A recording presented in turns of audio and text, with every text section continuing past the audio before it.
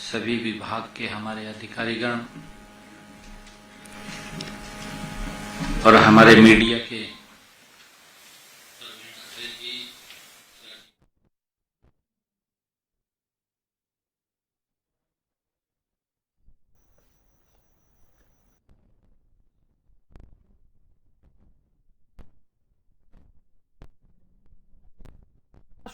वितरित करने वाले हैं। और इसी के साथ ही आपको बता दें कि मुख्यमंत्री नायब सिंह सैनी को आप सुन रहे हैं, पहुंचाया जाता है। उसके निमित्त आज हमने लाडो लक्ष्मी योजना की छठी किस्त वो जारी की है। लाडो लक्ष्मी योजना की इस छठी किस्त के तहत हमारी लगभग 10 लाख बहनें जो लाभार्थी हैं उनके खाते में 203 करोड़ 28 लाख रुपए की राशि आज ये छठी किस्त में जारी करते हुए उनके खाते में पहुंचाई है। कुल मिलाकर के 6 किस्तों में 1038 करोड़ 5 लाख रुपए की राशि बहनों तक पहुंची है। साथियों, मैं ये भी कहना चाहता हूं कि आदरणीय प्रधानमंत्री नरेंद्र मोदी जी का जो संकल्प है महिलाओं को आर्थिक रूप से सशक्त करना, मजबूत करना, आदरणीय प्रधानमंत्री जी का जो विजन है महिलाओं का सशक्तिकरण करना विभिन्न योजनाओं के माध्यम से, उनकी सोच के आधार पर यह डबल इंजन की सरकार गति से काम कर रही है, बहनों को सशक्त करने का काम कर रही है।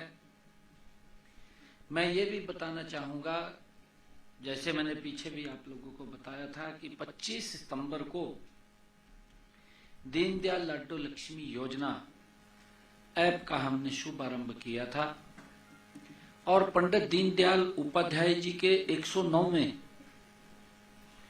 जन्म दिवस के अवसर पर हमने किस्त जारी की थी। मैं ये भी बताना चाहूंगा कि 2026-27 के बजट में आगामी लाडो लक्ष्मी पंडित दीनदयाल उपाध्याय जी के जन्म दिवस पर यह आय सीमा हमने 1 लाख रुपए तक की थी फर्स्ट फेज के अंदर। इस बजट के अंदर हमने लाडो लक्ष्मी योजना का दायरा भी बढ़ाया है। पहले 5,000 करोड़ रुपया हमने रिजर्व किया था, अब 6500 करोड़ रुपया महिलाओं के लिए रिजर्व किया है। उसका दायरा भी बढ़ाया है।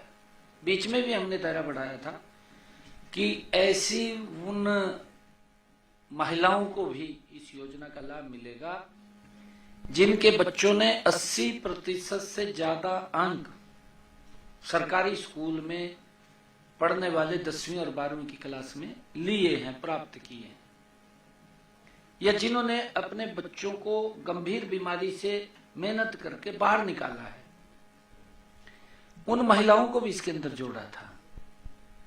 इस बजट के अंदर जब हमने इसका और दायरा बढ़ाने की बात की है तो इसका 5,000 से 6500 करोड़ रुपया हमने इसका बजट का प्रावधान किया है और इसका दायरा भी बढ़ाया है। अब 1,80,000 परिवार की हमारी जो बहनें हैं उन तक भी ये लाभ पहुंचेगा। मैंने कहा था कि इस वर्ष के अंदर हम इसकी सारी प्रक्रिया शुरू करके और पंडित दीनदयाल जी उपाध्याय जी के जयंती के अवसर पर उसको आगे हम चालू कर देंगे। और मैं ये भी कहना चाहता हूं कि आज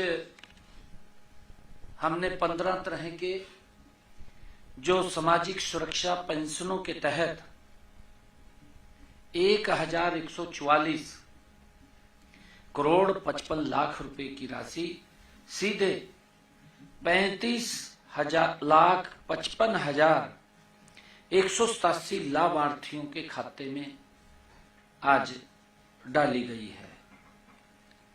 इसमें वृद्धावस्था सम्मान भत्ता, दिव्यांगजन भत्ता और सामाजिक सुरक्षा पेंशन वो शामिल हैं। हमने व्यवस्था परिवर्तन करते हुए प्रोएक्टिव मोड को अपनाया है और इसके तहत हमने परिवार पहचान पत्र डेटाबेस के आधार पर पात्र जो हमारे स्वयं निर्धारित होती है और पात्र नागरिकों को हमने बिना दफ्तरों के चक्कर काटे। ये कांग्रेस के समय में होता था। कांग्रेस के समय में तो ये होता था 6-6 महीने 1-1 साल बुजुर्ग धक्के खाते रहते थे, घूमते रहते थे, पेंशन नहीं बनती थी। फिर जो कर्मचारी था बोलता था वहां से कि ताऊ आपकी पेंशन लगेगी, कुछ सेवा कर दे, जल्दी लग जाएगी। इस प्रकार का सिस्टम कांग्रेस के शासन में था। निराई भ्रष्टाचार कांग्रेस के शासन में था। कार्रवाई नहीं होती थी कोई भी। आज गति से कार्रवाई होती है। कहीं हमने जो लोगों तक लाभ पहुंचता है उसको प्रोएक्टिव मोड के अंदर किया है। इसीलिए किया है ताकि बुजुर्गों को कहीं जाना ना पड़े, चक्कर ना काटने पड़े। 60 साल के हो जाते हैं, ऑटोमेटिक पेंशन लग जाती है।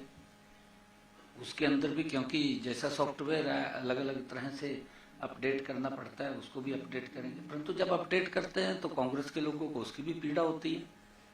वो बोलने लग जाते हैं ये कर दिया जी, वो कर दिया जी।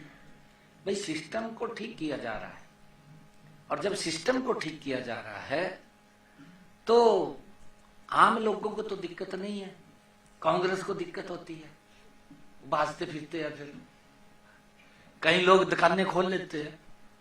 कहा जी दुकान खोल लो, कहा इसको ठीक करेंगे, कहा।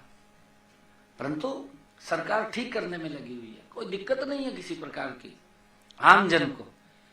ये सरकार नरेंद्र मोदी जी के नेतृत्व में जो डबल इंजन सरकार चल रही है, आम व्यक्ति को, गरीब व्यक्ति को लाभ पहुंचाने का काम आजादी के बाद अगर किसी सरकार ने किया है तो वो नरेंद्र मोदी जी के नेतृत्व वाली सरकार ने किया है। डबल इंजन सरकार ने किया है आजादी के बाद। नहीं तो राज्यों ही फिराते 2-4 के जो इर्द गिर्द घूमते रहते, 5-4 दलवाए देते में रौला पाई जाते, कहा मन्नू मिल गया, मन्नू मिल गया। लोग, आम व्यक्ति वंचित रहता था, उस तक लाभ नहीं पहुंचता था। और वो भी नेता राजी हुए फिरा थे।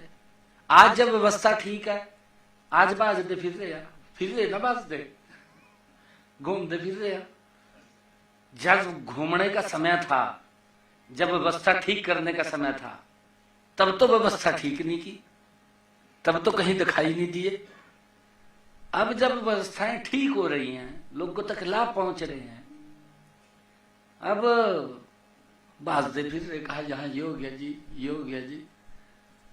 ये विपक्ष की इस प्रकार की पता नहीं क्या झूठ बोल का भाग जा रहा, कहां से इतना शार्प झूठ बोलते हैं, इतना ऐसा झूठ बोलते हैं जो चल देंगे पूरा।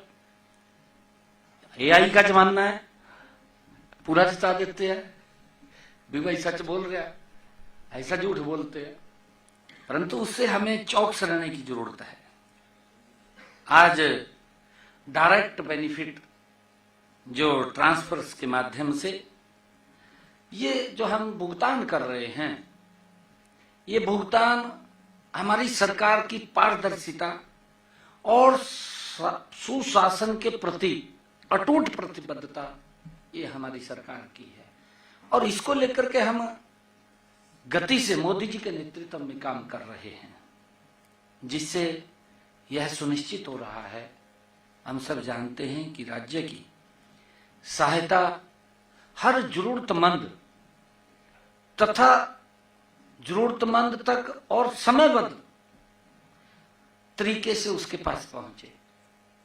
नहीं तो ऐसी स्थिति थी, बहुत सारे ऐसे लोग थे कि जो गांव के अंदर इधर उधर कहीं जा नहीं पाते थे, वो लोग छूट जाते थे। मैं धन्यवाद करूंगा देश के यशस्वी प्रधानमंत्री आदरणीय नरेंद्र मोदी जी का। उन्होंने दिल्ली से बैठ करके एक निर्णय किया, बड़ा निर्णय किया। निर्णय ये किया कि मेरे गांव का कोई भी पात्र व्यक्ति सरकार की योजना से छूटे ना, उस तक लाभ पहुंचे। आपके सामने है गांव गांव घर घर कैसे विकसित भारत यात्रा पहुंची, गई है ना। जो व्यक्ति ऐसे थे कि जो बाहर ना जा सके, दफ्तर तक भी ना जा सके, कम से कम अपने गांव में तो उस योजना के साथ जुड़ जाएं। ये आप देखिए मोदी जी किस तरीके से गरीब व्यक्ति को सशक्त और मजबूत कर रहे हैं। ये कांग्रेस जो आज बोल रहे हैं, राहुल गांधी का तो जेब में निकलता फंसी गया। मान ले कोई उसका स्वागत भी कर रहा तब भी हाथ जेब में पड़ रहा। भाई कम से कम तेरा कोई स्वागत करा तो एक हाथ तो बाहर काट लेना चाहिए, पर जेब में ही पड़ रहा। किस प्रकार का झूठ बोलते हैं, गजब का झूठ बोलते हैं। देश को किस प्रकार से इन लोगों ने पीछे धकेलने का काम किया है, इनकी गलत नीतियों के कारण। देश के लिए तो नीतियां इनकी गलत थी, परिवार के लिए नहीं थी। परिवार के लिए तो नीतियां ठीक है इनकी, लगे रहते हैं परिवार को मजबूत करने में। अब घूम रहे हैं, कभी राहुल के पास जा रहे, कभी कहीं जा रहे। भाई जब समय था तब तो तुम गुम में नहीं है, अब इस प्रकार की बातें करते हैं। हम धन्यवाद करते हैं आदरणीय प्रधानमंत्री जी का। तैली बग जा ऐसा ब्रीफिंग के बाद देखिए, बीच में डिस्टर्ब ना कीजिए, ब्रीफिंग पूरी होने दीजिए, उसके बाद सवाल कर लीजिएगा।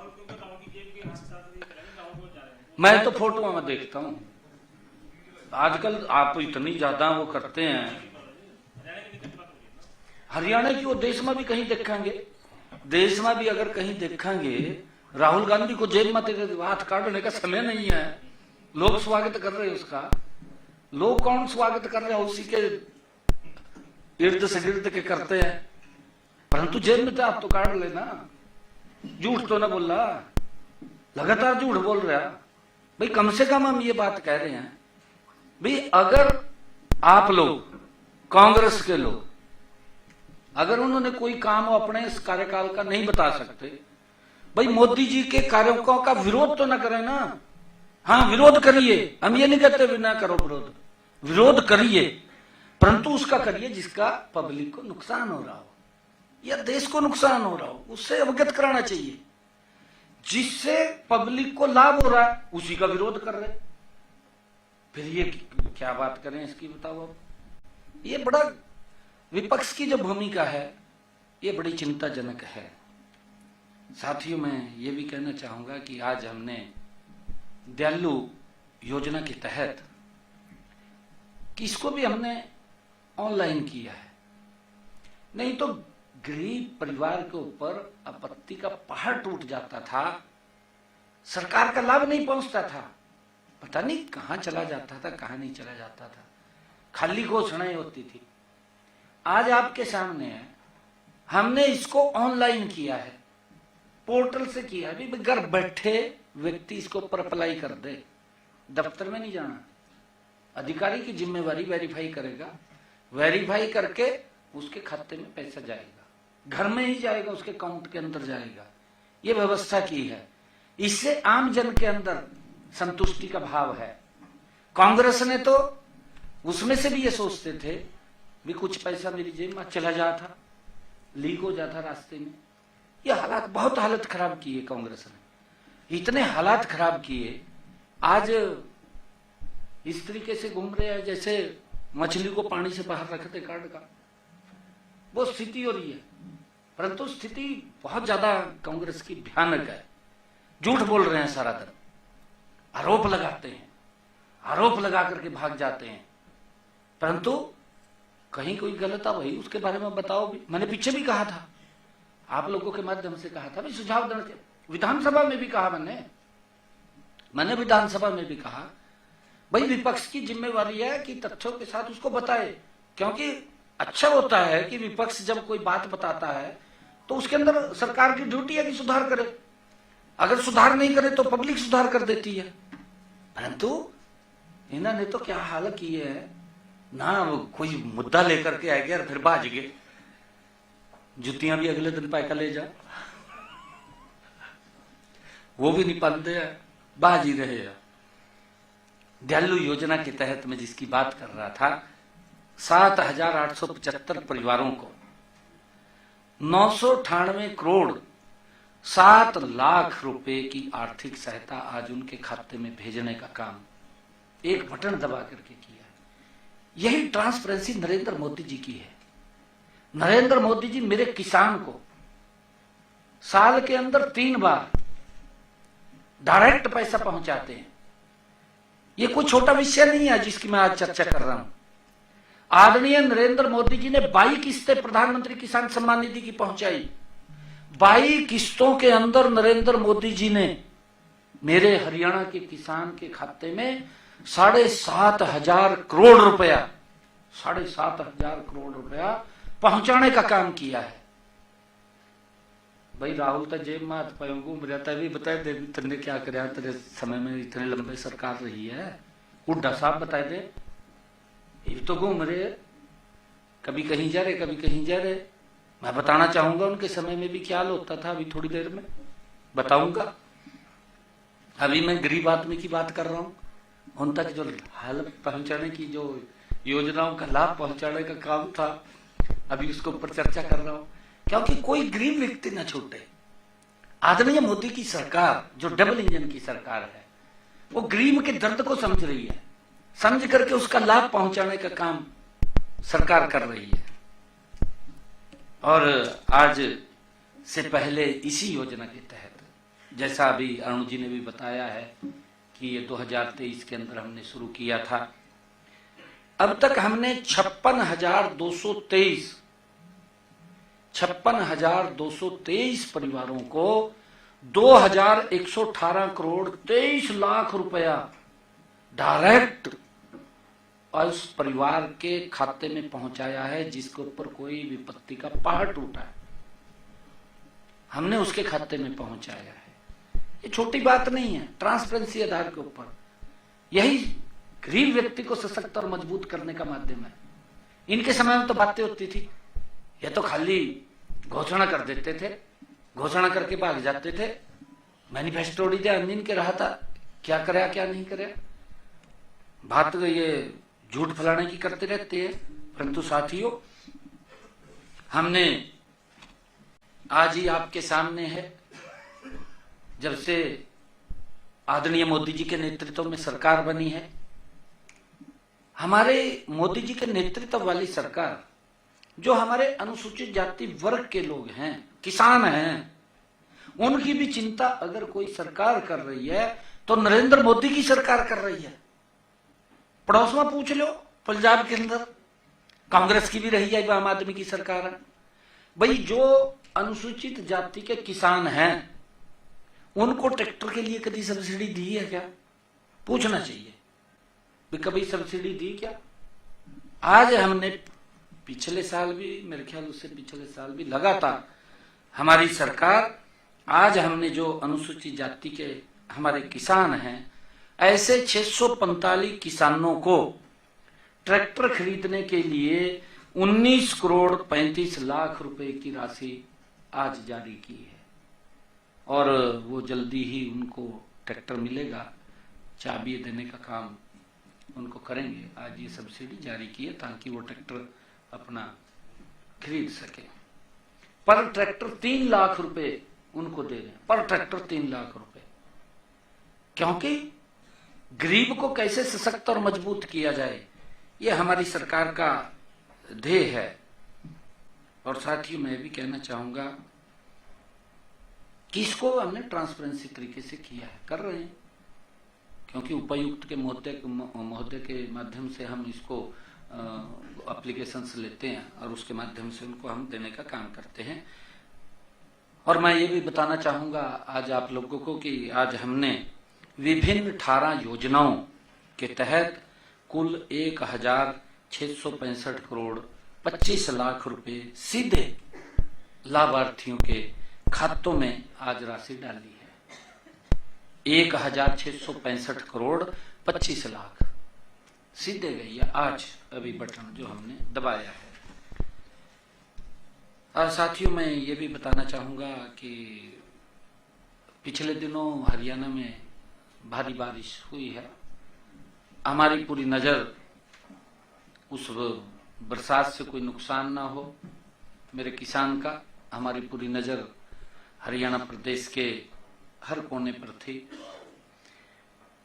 गत 6, 7, 8 अप्रैल को क्योंकि भारी बरसात हुई है, प्रदेश के 4 जिलों फतेहाबाद, हिसार, सिरसा, कुरुक्षेत्र के कुछ गांव में फसलों को नुकसान होने की रिपोर्ट हमें प्राप्त हुई है। क्योंकि ओलावृष्टि हुई है, कहीं कहीं अलग पॉकेट्स के अंदर हुई है। मैंने स्वयं वहां के जिला उपायुक्तों से भी फोन पर पूरी रिपोर्ट लिया है, स्वयं बात की है। हमने किसी किसानों की फसल को हुए नुकसान एवं भरपाई के लिए कल ही हिसार, सिरसा, फतेहाबाद के लिए पोर्टल खोल दिया है। बाकी नुकसान वाले जिलों में खोल दिया जाएगा, कार्रवाई हो जाएगी तुरंत। आज सुबह 10 बजे इस पोर्टल पर तीनों जिलों के 21 गांव, जहां जहां नुकसान हुआ है वहां खोला है। 21 गांव के 1,350 किसानों ने 10,088 एकड़ क्षेत्र का पंजीकरण भी करवा लिया है, क्योंकि वेरीफाई होगा, उसके बाद उसको वेरीफाई करेंगे। इनमें फतेहाबाद जिले के 9 गांव हैं, हिसार के 10 गांव हैं, सिरसा के 2 गांव शामिल हैं। और साथियों, कुरुक्षेत्र के भी कुछ गांव, 6 गांव के करीब में कुरुक्षेत्र के हैं, उसका पोर्टल भी आज से खुल जाएगा। सरसों की खरीद के अंदर भी हम लगातार, क्योंकि 28 मार्च से हमने सरसों की खरीद शुरू की थी, अब तक मंडियों में 16,046 मीट्रिक टन सरसों की आवक हुई है हरियाणा प्रदेश के अंदर। इनमें से 3,421 मीट्रिक टन सरसों की सरकारी खरीद की गई है। शेष सरसों निजी व्यापारियों द्वारा खरीदी गई है, क्योंकि एमएसपी से ज्यादा मूल्य मिला है, व्यापारी लेकर के गए हैं। मुझे खुशी है कि जब एमएसपी ज्यादा मिलता है तो मेरे किसान का लाभ होता है। मंडियों में 1,558 मीट्रिक टन सरसों का उठान कराया जा चुका है। किसानों को 6,200 रुपए प्रति क्विंटल जो एमएसपी है, एमएसपी के हिसाब से अब तक 4,94,00,000 रुपए का भुगतान डीबीटी के माध्यम से उनके बैंक खातों में किया जा चुका है। इसी प्रकार साथियों, गेहूं की खरीद को लेकर के जो हमने 1 अप्रैल से गेहूं की खरीद शुरू की थी, 1 अप्रैल से खरीद शुरू हुई थी, अब तक मंडियों में 17,37,000 मीट्रिक टन गेहूं की आवक हुई है। 17,37,000 मीट्रिक टन गेहूं की आवक मंडियों में हुई है। इनमें से 3,92,000 मीट्रिक टन गेहूं खरीदी जा चुकी है। और अब बारिश पड़ रही थी, क्योंकि उठान के अंदर थोड़ी दिक्कतें, सारी चीज में दिक्कत आ रही थी, कुछ नमी भी हो रही थी उसके अंदर, उसके कारण भी थोड़ी परचेज नहीं हो पा रही थी। मौसम परमपिता परमात्मा ने खोला है और जल्दी ही, क्योंकि अब एकदम दबाव भी रहेगा पूरा मंडियों के ऊपर, हमारी पूर्ण तैयारी है। और अब तक मैं ये बताना चाहूंगा कि किसानों को जो उठान की प्रक्रिया है, मौसम खुलेगा, अब उठान शुरू हो जाएगा, किसानों को 2,585 रुपए प्रति क्विंटल, जो 2,585 रुपए एमएसपी गेहूं के ऊपर है, उसके समर्थन मूल्य के हिसाब से अब तक 13 करोड़ 9 लाख रुपए का भुगतान डीबीटी के माध्यम से किसान के खाते में कर दिया है। और मैं ये भी बताना चाहूंगा, क्योंकि कैबिनेट ने अभी परसों जो फैसला किया था कि हमने 8 अप्रैल को प्रदेश के मजदूरों के मिनिमम वेज में वृद्धि की बात उसमें हमने फैसला किया था। मैं ये बताना चाहूंगा कि अब अकुशल श्रमिकों का मासिक वेतन 11,275 रुपए से बढ़ा करके 15,220 रुपए तथा अर्ध कुशल श्रमिकों का मासिक वेतन 12,430 रुपए से बढ़ाकर 16,780 रुपए कर दिया गया है। ये अभी कैबिनेट की बैठक में फैसला हुआ है।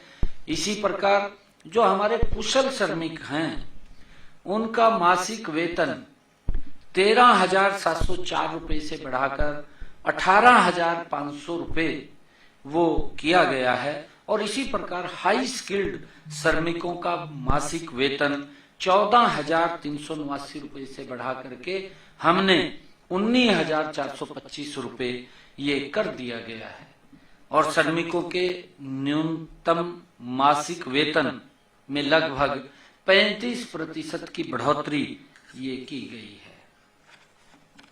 और मैं एक और आपको ये कहना चाहूंगा, क्योंकि पिछले दिनों हमारे फरीदाबाद के अंदर एक दुखद घटनाक्रम हुआ था। फायर कर्मियों ने वहां पर अपनी जो साहस दिखाते हुए उसके अंदर आग के ऊपर काबू पाते हुए वो स्वयं भी उस दुर्घटना में शिकार हो गए हैं। ऐसे हमारे HKRN के तहत कार्यरत 2 फायर कर्मियों की ड्यूटी के दौरान उनकी दुखद मृत्यु इस हादसे में हो गई थी। और मृत्यु के बाद सरकार ने तुरंत राहत के रूप में प्रति परिवार 30 लाख रुपए की राशि वो जारी करने का निर्णय लिया है। दोनों परिवारों को 30 लाख रुपए, हरियाणा परिवार सुरक्षा न्यास के माध्यम से 10 लाख रुपए प्रति परिवार तथा मुख्यमंत्री राहत कोष से 20 लाख रुपए प्रति परिवार राशि जारी की जाएगी। और इसके अतिरिक्त उनके परिवार के एक आश्रित को HKRN के माध्यम से नौकरी भी दी जाएगी, क्योंकि वो HKRN में लगे हुए थे। इसके अलावा सरकार अतिरिक्त इंश्योरेंस के रूप में भी, क्योंकि उनका बैंक से महाराष्ट्र बैंक ऑफ महाराष्ट्र उसके अंदर उनसे बातचीत चल रही है, उसके वित्तीय सहायता पीड़ित परिवारों को दिलाने का प्रयास भी विभाग कर रहा है। और साथियों मैं ये भी बताना चाहता हूं, क्योंकि कांग्रेस और कई अन्य दल लगातार ऐसे घूम रहे हैं कि जैसे कोई मुद्दा होता है कि कैसे मुद्दे को पकड़ा जाए, परंतु मुद्दा हाथ नहीं लगता, मारे मारे घूमते हैं। अपने याद नहीं रहती उनकी बातें भी, हमारे कार्यकाल में क्या होता था, कैसे व्यवस्थाएं थी। व्यवस्थाएं तो तब पता लगे ना, तब जमीन पे जाएं। आज हमारे सभी विधायकगण, सभी मंत्रीगण, सभी अधिकारीगण, आज हर मंडी का एक नोडल अधिकारी भी है। हमारा ACS लेवल का सचिव जिले का देख रहा है कि किसान को कोई किसी प्रकार की दिक्कत ना आए। हमारे मंत्री जा रहे हैं मंडियों में, व्यवस्थाओं का जायजा ले रहे हैं, देख रहे हैं। हमारे विधायकगण जा रहे हैं, मंडियों का जायजा ले रहे हैं कि किसान को भी एक रत्ती भर दिक्कत वहां ना आए। परंतु हमारे विपक्षी साथी जिस प्रकार का वंडर खड़ा करने की कोशिश कर रहे हैं, मैं उनके बारे में भी थोड़ा बताना चाहता हूं, क्योंकि उनको ध्यान रखना चाहिए भी उनके समय में क्या होता था, कैसी कैसी व्यवस्थाएं थी, कैसे किसान परेशान होते थे, वो नहीं था ध्यान में इनके। तब तो कहीं और राजी रहते थे वो। 2005 से 2014 हुड्डा साहब का शासन रहा। हुड्डा साहब ने राज किया है, शासन नहीं किया। 2005 से 2014 तक राज किया है। कांग्रेस सरकार ने। उनके राज में क्या होता था, गेहूं खरीद को लेकर के आज घूम रहे हैं। मैं बताना चाहूंगा, थोड़ा साइना उनको दिखाना चाहूंगा भी तेरे समय में क्या होता था। कम से कम वहां प्रेस में बोलना चाहिए इनको भी हमारे समय में ये व्यवस्था थी, इनके समय में ये व्यवस्था है, इन्होंने परेशान कर दिए किसानों को भी हम ये सुविधा देते थे। बताना फर्ज बैठता है ना। कंपैरिजन तो तभी होता है, खाली घूमने से कोई लाभ थोड़ी होता है कि आज घूम रहे हैं मंडियों में। मंडी में हमारे मंत्रीगण जा रहे हैं, व्यवस्थाओं का जायजा ले रहे हैं, हमारे विधायकगण जा रहे हैं, हमने सेक्रेटरीज की ड्यूटी लगाई है, हमारे सेक्रेटरीज जा रहे हैं। मेरे किसान को कहीं रत्ती भर दिक्कत परेशानी ना आए उसकी व्यवस्था कर रहे हैं। कहीं गड़बड़े हुई उसके लिए एक योजना भी बनी है, उस गड़बड़ को रोका जाए। मेरा किसान समझ रहा है, मैंने 2 रोज पहले भी प्रेस के अंदर कहा था कि मेरा किसान भी समझ रहा है कि इस गड़बड़ को रोका जाए। ये किसान के नाम के ऊपर जो गड़बड़े होती हैं उसको रोकने का काम हमारा किसान आगे आ रहा है। हमारा किसान चाह रहा है कि हाँ गड़बड़ को रोका जाए, गड़बड़ नहीं होनी चाहिए। परंतु हमारी सरकार का मैंडेट है कि अपने किसान का एक एक दाना खरीदने का काम हरियाणा सरकार करेगी, कोई दिक्कत किसी को नहीं आने देंगे। ये जागरूक सरकार है, ये जाग रही है, रात को भी जागती है सरकार। ये रात को भी देखती है अभी किसान को कोई परेशानी ना हो, तब भी देखती है। परंतु इनके समय में क्या होता था, क्योंकि ये तो बताएंगे नहीं, मुझे ही बताना पड़ेगा। इनके समय में क्या होता था, किसान 3 से 7 दिन तक ट्रैक्टर ट्राली लेकर के लाइन में खड़ा होकर के इंतजार करता था। इनके समय में शायद पता होगा इनको, इन्हें बताना चाहिए कहीं ना कहीं भी हमारे समय में व्यवस्था थी। 3 से 7 दिन लगते थे, ट्रैक्टर ट्राली खड़ी रहती थी, उतरता नहीं था अनाज, मंडी पर जाती थी। ये स्थिति थी इनके समय में। बोरियों की सप्लाई समय पर नहीं होती थी क्योंकि पूरी मंडी भर जाती थी, बोरियों की सप्लाई भी नहीं होती थी समय पर। गेहूं खुले में पड़ा रहता था, इनके समय की बात है, उसके बारे में बताना चाहिए। आसमान के अंदर पड़ा रहता, बरसात आ जाती थी, क्या होता था, किसान अपने पैसे से खरीद करके तरपाल लेकर के आता था, फिर डकता था भी चलो थोड़ा बहुत अनाज बच जाएगा। परंतु सरकार ध्यान नहीं करती थी। आज हमने तरपाल के लिए भी आड़तीस को भी हमने निवेदन किया है, हमने सेक्रेटरीज को भी कहा है कि भाई अगर किसान की बरसात आ जाए तो उसको ढकने का इंतजाम भी वहां से वो होना चाहिए, उसको करना चाहिए। ये बात कही है, बड़ा उसके अंदर वो करते हैं। परंतु इनके समय में तो खुले में पड़ा रहता था, उसके बारे में नहीं बताते। और इनके समय में पर्याप्त गोडाउन नहीं थे, आपके सामने है। लगातार अगर 2014 के बाद आज 2026 कितने नए गोडाउन बने और बन रहे हैं। ऐसा नहीं है धीरे धीरे करके हर वर्ष उसके अंदर जुड़ते हैं, नए गोडाउन जुड़ रहे हैं। ये अपने समय के 10 साल का हुड्डा साहब घूम रहे हैं, प्रेस के अंदर बताए ना कितने गोडाउन बनाए थे। केंद्र में भी सरकार थी इनकी, केंद्र में भी कांग्रेस की सरकार थी और यहां भी ये मुख्यमंत्री थे। ये बताए ना कि किसान की फसल की सुरक्षा के लिए हमने कितने गोडाउन बनाए थे, बताएं। और हमने कितने बनाए हैं वो सारा की सारी फिगर है, देख लें। पर्याप्त व्यवस्था नहीं थी, गेहूं को खुले में तिरपाल के नीचे ही रखना पड़ता था, आपके सामने। फसल में इनके समय के अंदर कटौती किस प्रकार से होती थी और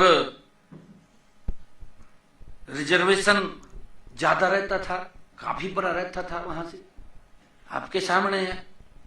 सिस्टम पूरी तरह से इनके समय में धीमा था। धीमा भी ऐसा था, मैंने कहा कि 3 से 7 दिन लगते थे ट्राली उतारने में, जगह नहीं मिलती थी। परंतु अब ये दुष्प्रचार कर रहे हैं, किसानों को मंडी से पैसा भी समय पर नहीं मिलता था, आपके सामने है। इनके समय में आज 48 घंटे में, मैंने फिगर बताई ना, इनके समय में तो 2-2 रुपए के चेक मुआवजे के गए हैं, 2-2 रुपए के चेक गए। 500 रुपए खाता खलवाने में लगते थे, 2 रुपए का चेक देकर के हंसते थे ये लोग भी हमने मुआवजा दे दिया, ताड़ियां पटवाते रहते थे। ये हालात थे इनके। परंतु अगर हम बात करें आज की तारीख से, लगभग हमने जो पिछले साल का अगर हम देखें, आज की टिल डेट हमने डबल पेमेंट कर दिया किसान की, डबल पेमेंट। लगभग 6,000 थी और हमने 13,000 का, अब आंकड़ा मैंने बताया 13,000 करोड़ रुपया हमने वो दिया है किसान को। उनके इसमें जो फिगर है,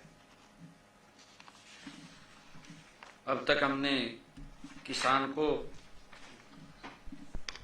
को जो हमने पैसा पहुंचाया है अब तक, ये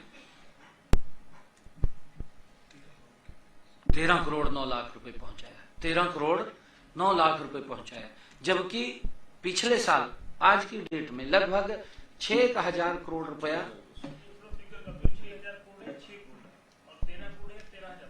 6,000 करोड़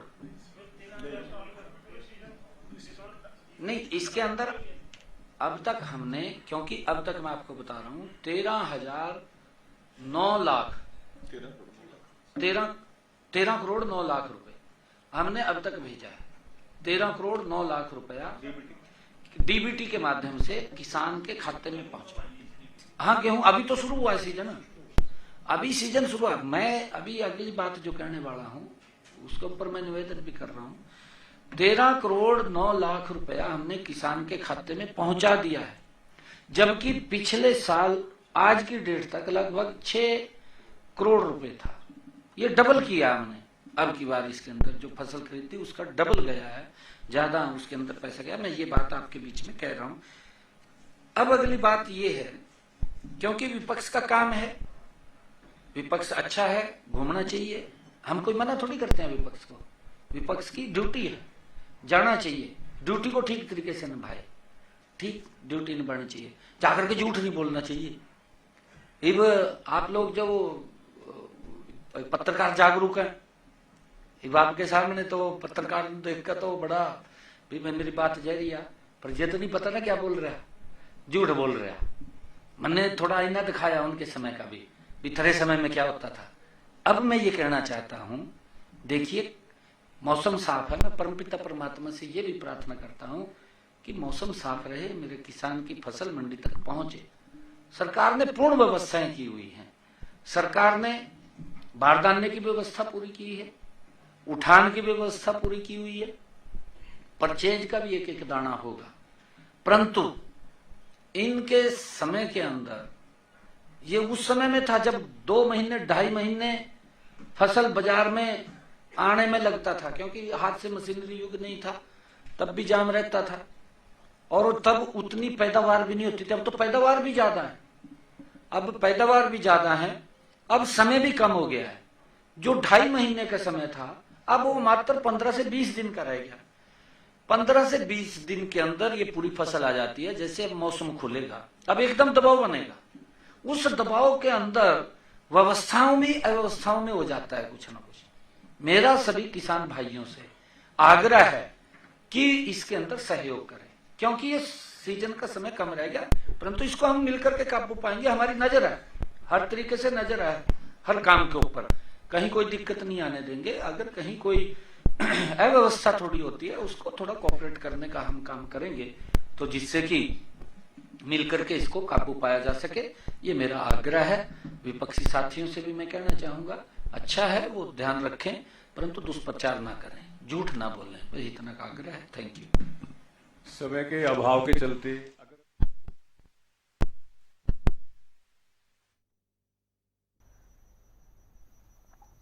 तो मुख्यमंत्री नायब सिंह सैनी को अभी आप सुन रहे थे, लगभग 10 लाख बहनों के खातों में राशि जारी, जैसे तमाम तरह के तोहफों का उन्होंने जिक्र किया। आपसे थोड़ी देर पहले जब आप उन्हें सुन रहे थे, वो मंडियों में फसलों की आवक, खरीद और उठान, और इस दरमियान नई शर्तों की वजह से कांग्रेस जो आरोप लगा रही है सरकार के ऊपर कि आप किसानों को परेशान कर रहे हैं, इन तमाम मुद्दों पर एक एक करके मुख्यमंत्री नायब सिंह सैनी जवाब दे रहे थे। उन्होंने कहा बिल्कुल जाना चाहिए, विपक्ष को मंडियों में जाएं, उनकी ड्यूटी है,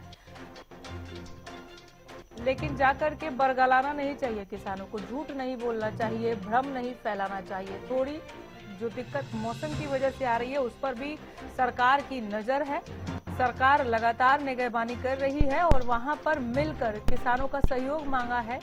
सीएम नायब सैनी ने कहा आप भी सहयोग करें, हम आपस में मिलकर इससे भी निकल जाएंगे, सीजन का थोड़ा ही वक्त बचा है। और क्या कुछ कहा, ये ग्राफिक्स के जरिए बड़ी खबर आप तक पहुंचा रहे हैं। लाडो लक्ष्मी योजना की छठी किस्त जारी करने की बात, गरीब व्यक्ति को सशक्त कर रही है सरकार। आम आदमी को लाभ पहुंचाने का काम सिर्फ नरेंद्र मोदी ने किया। नायब सैनी ने कहा कि ट्रैक्टर उपलब्धता योजना के तहत 19 करोड़ से भी ज्यादा की राशि जारी हुई।